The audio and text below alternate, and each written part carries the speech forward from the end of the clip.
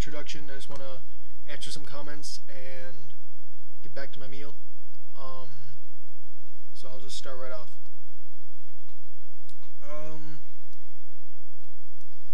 Someone asked if I ever got my hormones checked. No, I haven't. That's about as far as I can go into it. I never really thought about it, so I have no reasons for not getting it checked. I just haven't. Somebody wants some information about tall, lank, gangly guys. That's not really my expertise. It's not too much taller than me. 6'3" is the guy who was asking. It's not too much taller than me. I'm 6 flat, but the 3 inches really matters. Like, especially if you have long arms and long legs. Like, my brother was 6'3" when I helped him over the summer, and I helped him gain some muscle. I got him up to 195, I think. But all I did with him was 4 sets of 6, about a minute and a half rest for 6 reps. If it was a single joint exercise like flies, then I bumped it up to 10 reps, 3 sets. I think that was only 60 seconds of rest, I think. But yeah, multi-joint exercises like squats and bench press, those were 6 reps, 4 sets. An example of a single joint exercise for legs would be leg extensions or leg curls. Those would be bumped up to 10. Calves would be like 25. I always did 25, at least 15, but as much as 25 when it came to small muscles. No penis jokes. That's for that page. Someone said they were going to watch all my videos, but got discouraged when I said 40-20-40. They think that people need more carbs when they're bulking, because carbs give the body fuel, and if your body doesn't have enough carbs, the fuel will use up muscle for protein. Oh, muscle for your fuel. So protein cannot do its job if there's not an abundant source of fuel, carbs. Okay. Carbs are protein sparing. Yes, carbs are fuel.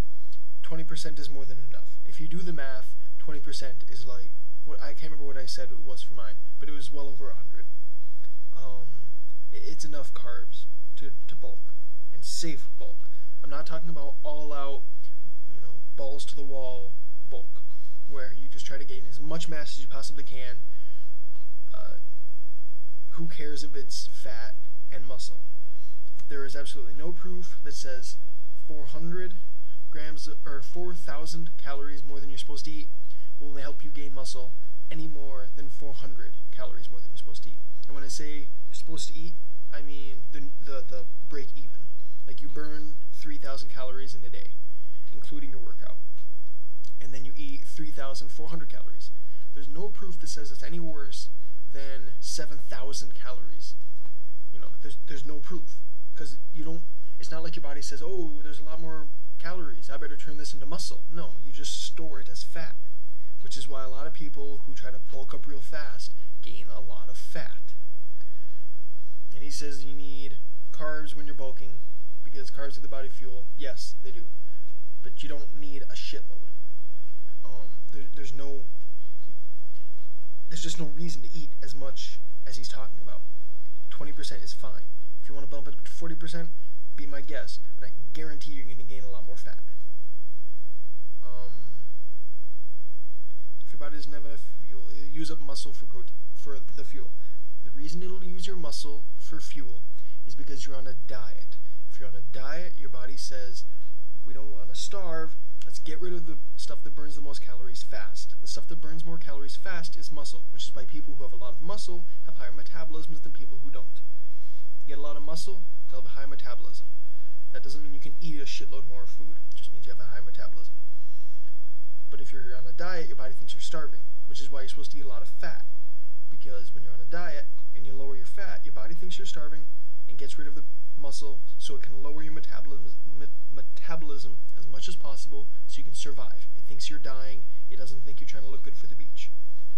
So that's why you're supposed to eat a lot of fat, so your body doesn't think you're going into starvation mode, and you're supposed to eat a lot of protein, because when you're low on carbs, your body will need to get, it won't be able to energize, it won't be able to use his word, provide enough fuel to keep going.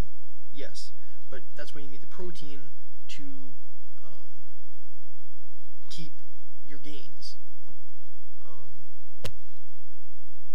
I think I just got really confusing the last sentence.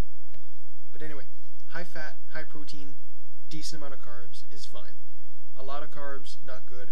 Small amount of carbs, diet. That's basically all I need to know. It says, isn't 40% fat too much when you're on a diet? My best source of fats from meat. Meat is loaded in fat.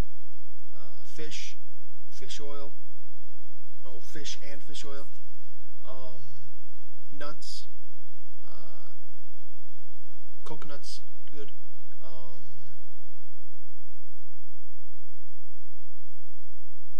There's other stuff. You know, fat, as long as it's not like candy bar fat, which is also loaded in carbs, you'll probably be fine. I'm actually going to post a link. This is to a website full of recipes that I've been using. I'm on the diet that I put in one of the links of my last videos, and I said it was really hard. It's not really hard. It was really hard doing what I was doing. Once I switched once I found this website and I looked up actual low carb recipes, it's amazing. Like, my not strict diet is a lot less enjoyable than my strict diet. Like, I'm honestly going to stay on this for a very long time because it's delicious. I barely come close to 70 carbs, and I'm supposed to stay below 90 for my body weight and body mass index. So I barely come close to 70.